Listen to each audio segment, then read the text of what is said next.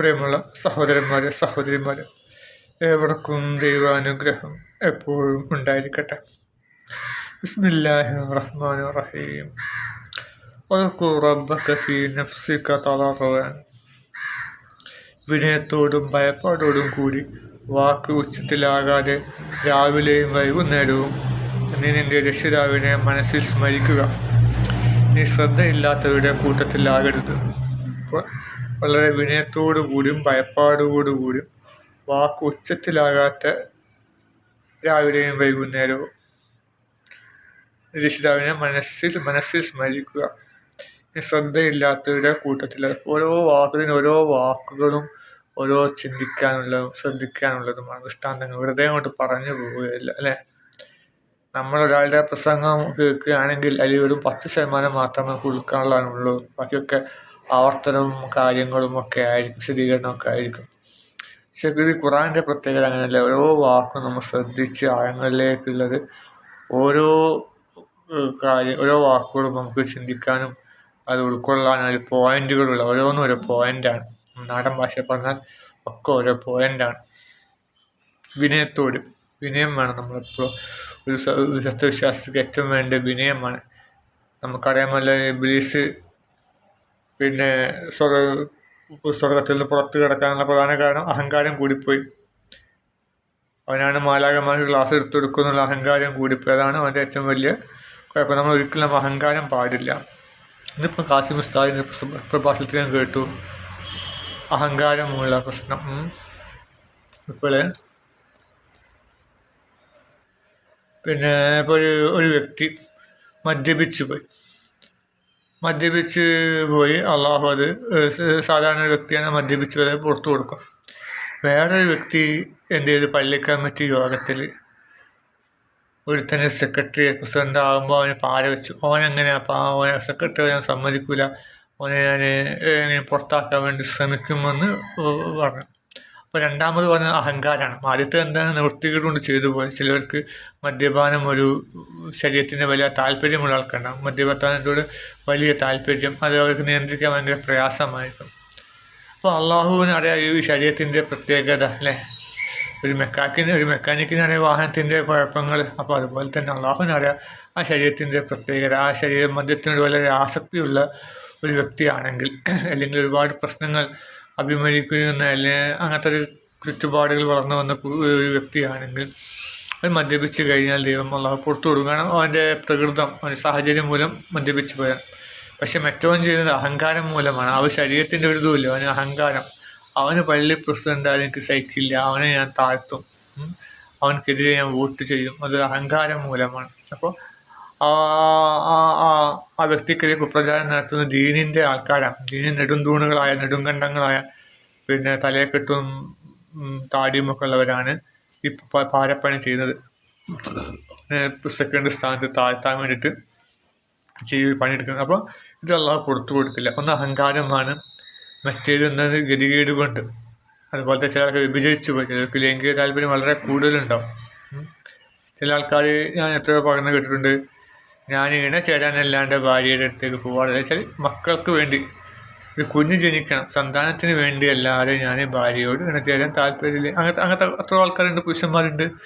സ്ത്രീകളുടെ ഇണ ചേരാൻ വലിയ താല്പര്യമില്ല, തനിക്കൊരു കാലശേഷം ഒരു മക്കൾ വേണമല്ലോ, അന്നതിന് വേണ്ടി മാത്രം ഇണചേരുന്ന പുരുഷന്മാരുണ്ട്, സ്ത്രീകളുണ്ട്.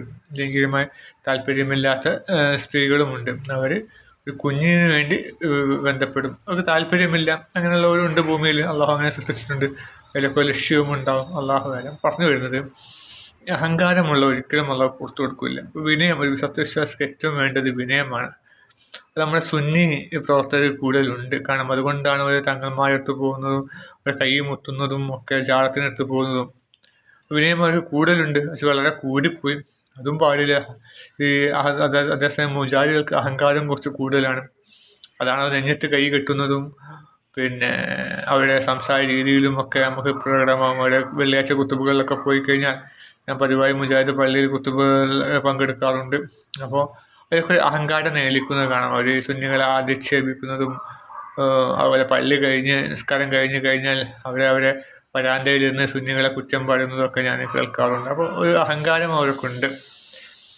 അതേസമയം സുന്നികളിൽ അങ്ങനെ ഞാൻ കണ്ടിട്ടില്ല. അവർ കുറേ അവർക്ക് വിനയം വല്ലാതെ കൂടിപ്പോയി, പിന്നെ ഷിർക്കിലേക്ക് പോയിപ്പോയി. കാരണം വിനയം വല്ലാതെ കൂടിപ്പോയാൽ ഷിർക്കിലേക്ക് പോകും. അഹങ്കാരം കൂടിപ്പോയാലോ ഇബ്ലീസിൻ്റെ വകുപ്പിലേക്കും പോകും. അഹങ്കാരികളെല്ലാം ഇഷ്ടപ്പെടില്ല. അത് മുജാഹിദായാലും വേണ്ടില്ല, ജമാഅത്ത് ഇസ്ലാമി ആയാലും വേണ്ടില്ല. ജമാഅത്ത് ഇസ്ലാമി അത്രയ്ക്ക് അഹങ്കാരം ഞാൻ കണ്ടിട്ടില്ല. പിന്നെ ഒരു സംഘടനാ പ്രവർത്തനവും കാര്യങ്ങളൊക്കെയാണ്, അങ്ങനെയൊക്കെയാണ് ഉണ്ട്.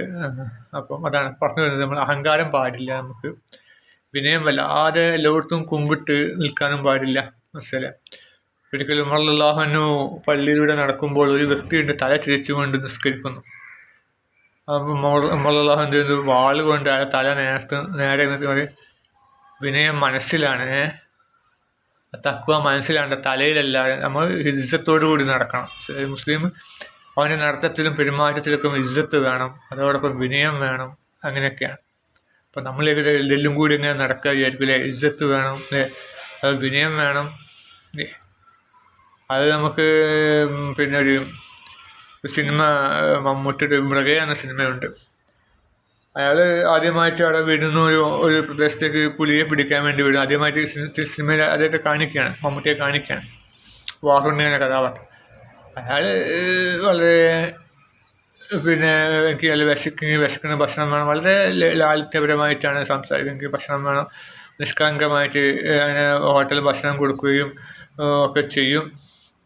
അപ്പം ഭക്ഷണം കഴിച്ചിട്ട് പൈസ വയ്ക്കുമ്പോൾ പറ്റി കുറിച്ചോളൂ പറഞ്ഞു. പുലിയെ പിടിക്കാൻ വന്നാൽ പൈസ ഒന്നും ഉണ്ടാവില്ലല്ലോ. അപ്പോൾ ഇവർ വിളിച്ചിട്ട് വന്നതാണ്. അപ്പോൾ അത് ചില ആൾക്കാർക്ക് പറ്റിയില്ല. അത് പുലിയെ പിടിക്കാൻ വേറെ നാൾ നമ്മളപ്പോൾ കിഴങ്ങന്മാരായി മാറിയുള്ള ചില അഹങ്കാരികളായ കുറച്ച് ആൾക്കാരുണ്ട്. അപ്പോൾ അവർക്ക് ഇത് പറഞ്ഞ് പറ്റിയില്ല. അപ്പോൾ 2-3 പ്രാവശ്യം മടി കിട്ടിയപ്പോൾ അവനെ ക്ഷമിച്ചു നിന്നു. പിന്നെയും മടി കിട്ടിയപ്പോൾ എന്തായാലും അങ്ങോട്ട് നല്ലോണം കൊടുത്ത് മേഞ്ഞ്. മനസ്സിലായി. അതുപോലെ തന്നെ പുലിയെ പിടിക്കാൻ നിങ്ങൾക്ക് കഴിയുമോ, എൻ്റെ തോക്കും വെച്ചിട്ട് പിടിക്കാൻ തോക്ക് പൊട്ടുമോ എന്ന് ചോദിക്കുമ്പോൾ ഉടനെ ആകാശത്ത് കൂടെ പറക്കുന്ന കാക്കയെ വെടിവെച്ച് വീട്ടിൽ കാണിച്ചു കൊടുക്കുന്നുണ്ട്. അപ്പോൾ അവിടെയൊക്കെ ഒരു വിനയമാണ് കാണിക്കുക. ആ സമയം വരെ വിനയം കാണിട്ട് എൻ്റെ കഴിവ് ഇതൊക്കെ ആയിട്ട് വിനയത്തോടു കൂടിയൊക്കെ പെരുമാറുന്നുണ്ട്. പിന്നെയും അതിൽ വിട്ടപ്പോഴാണ് കൈ കൊണ്ട് അടിക്കുന്നത്, ഉപദ്രവിക്കുകയും ചെയ്യുന്നത്. അപ്പോൾ അതാണ്, അങ്ങനെ ആയിരിക്കണം വിശ്വാസി. നമ്മളെപ്പോഴും ഒരു ലാളിത്യപരമായിട്ട് നിൽക്കണം. നമ്മൾ വലിയ അതേസമയം നമ്മുടെ പ്രവർത്തനത്തിലൊരു ഇതും വേണം. മനസ്സിലായി.